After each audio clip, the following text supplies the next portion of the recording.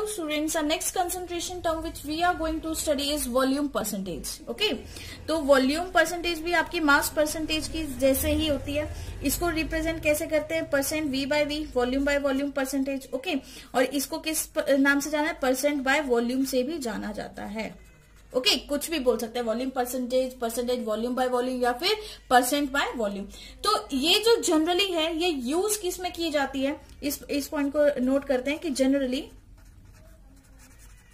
Used in solutions, ऐसे solutions में use की जाएगी जो कि आपके क्या होंगे? लिक्विड होंगे. ठीक है, दोनों ही, वेयर सॉल्यूट एंड सॉल्वेंट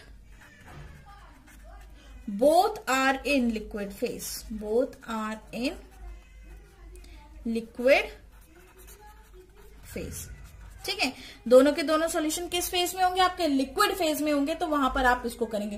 तो अगर हम इसको डिफाइन करें तो इसको डिफाइन हम कैसे करेंगे कि वॉल्यूम ऑफ सॉल्यूट है ना, volume of solute in ml, जो आपका वॉल्यूम है सॉल्यूट का ml के अंदर, प्रेजेंट इन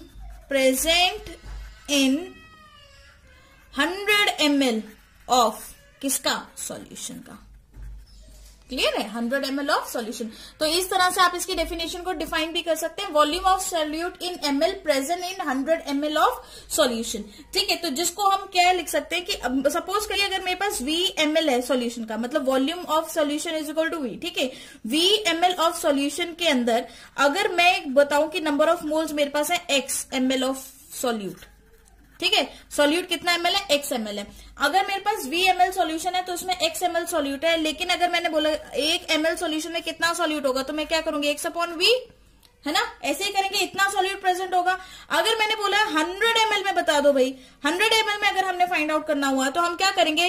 जो 1 आया था उसको हम किससे मल्टीप्लाई करेंगे? 100, क्योंकि 1 ml का तो इतना था. तो 100 ml में कितना होगा? 1 मल्टीप्लाई बाय 100. जो भी 1 की वैल्यू आई है आपने उसको 100 से मल्टीप्लाई कर दिया.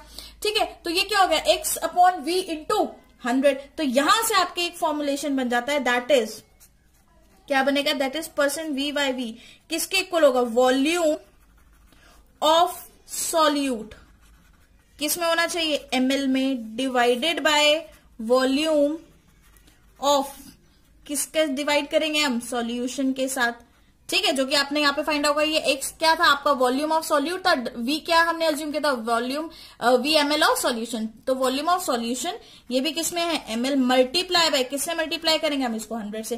तो यहां से आपके फॉर्मूला बन गया है v परसेंटेज का. वेरी वेरी इंपॉर्टेंट, बहुत इंपॉर्टेंट है. ठीक है, तो आपको बस लिखना आना चाहिए. लिखना कैसे आना चाहिए? फॉर एग्जाम्पल आपको गिवन है, आपको इस तरह से कुछ गिवन है कि x% v by v solution, कोई भी सॉल्यूशन का आपको दे दिया x% v बाय v. ठीक है, तो आप इसको कैसे लिख सकते हो? आप लिखोगे कि x ml क्या है? x ml of solute, x ml of solute in 100 ml of solution. क्योंकि जो भी आपकी सॉल्यूशन की परसेंटेज है वो डिसाइड कौन करता है? आपका सॉल्यूट ही तो डिसाइड करेगा. फॉर एग्जांपल अगर मैं 2 बीकर लेकर आपको बताती, एक बीकर में 1 स्पून सॉल्ट डाला, दूसरे बीकर में 2 स्पून सॉल्ट डाला, तो दोनों में कंपोजिशन में जो डिफरेंस आया वो किसकी वजह से आया? सॉल्यूट की कंपोजिशन से डिफरेंट आया. दोनों में सॉल्वेंट तो सेम ही है, वाटर एंड वाटर. ठीक है, तो इसी तरह से जब हमें ये लिखा होता है कि x% v by v solution, तो x% किसका है? x ml सॉल्यूट का है. किसमें? 100 ml ऑफ सॉल्यूशन में. ओके, चलिए अब इस पे एक न्यूमेरिकल करते हैं. Question is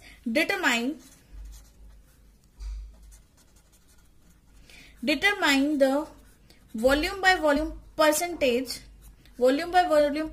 of solution made by 50 ml of ethanol